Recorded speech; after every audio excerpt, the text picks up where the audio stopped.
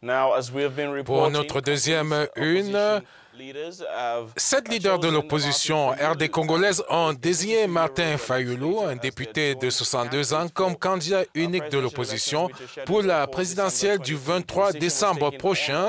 C'était à l'issue de 3 jours de négociations dans la ville suisse de Genève.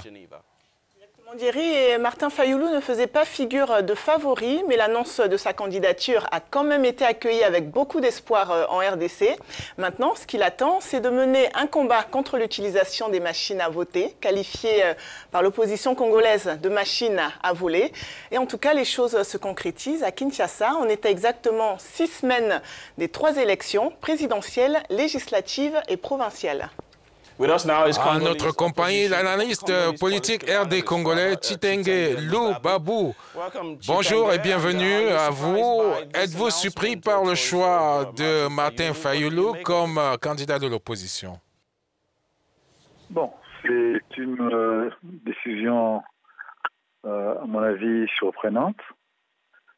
On s'attendait à tout, sauf à avoir M. Fayulu nommé candidat de l'opposition, unique candidat de l'opposition à la présidentielle.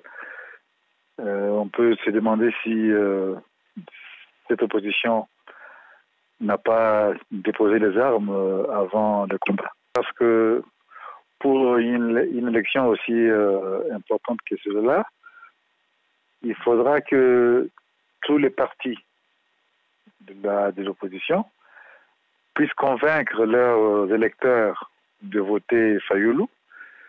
Je pense que ce sera un exercice très, très compliqué. Vous dites qu'il sera difficile de convaincre les électeurs de voter pour M. Fayulu. À présent, il y a 2 têtes d'affiche qui se dégagent avec Emmanuel Shadari du camp présidentiel. Absolument, absolument. C'est comme si les 2 camps faisaient tout pour nous amuser.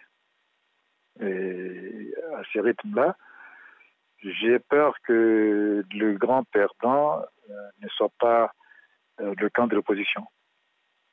C'est-à-dire que pour que cette opposition qui prend des décisions assez surprenantes fasse gagner son candidat, il faudra qu'elle déploie beaucoup d'efforts, peut-être des efforts surhumains, parce que les autres partis qui ont quand même une certaine audience ne seront pas à mesure de convaincre leurs militants de reporter leur voix sur ce choix-là. C'est ça qui est inquiétant. Dites-nous, Chitenge, quel est selon vous le problème de M. Fayulu? Pensez-vous qu'il manque de poids politique ou de charisme pour défendre l'opposition? Bon, le problème ne se situe pas au niveau du charisme. Il se situe au niveau de l'atmosphère générale au sein de l'opposition. Est-ce qu'il fallait choisir quelqu'un dont le parti n'est pas le plus important de l'opposition, ou choisir celui qui a quand même plus de militants? Moi, j'aurais opté pour la seconde proposition. Ça, c'est une dimension qu'on ne peut pas négliger. Est-ce que les gens vont apprécier que ceux sur qui ils comptaient restent à l'écart au profit d'un homme qui n'a pas un grand parti? Sans doute qu'il a des qualités personnelles, mais son parti n'est pas aussi important que certains autres. Alors pourquoi ce choix? Moi, ça me déroute, en quelque sorte. Je n'y comprends rien. Est-ce que les gens veulent gagner la présidentielle ou pas? Voilà la question. Peut-on conclure que, d'après vous, l'opposition s'est tiré une balle dans le pied? C'est mon point de vue. C'est pour que je me trompe, que tard les choses se passent autrement.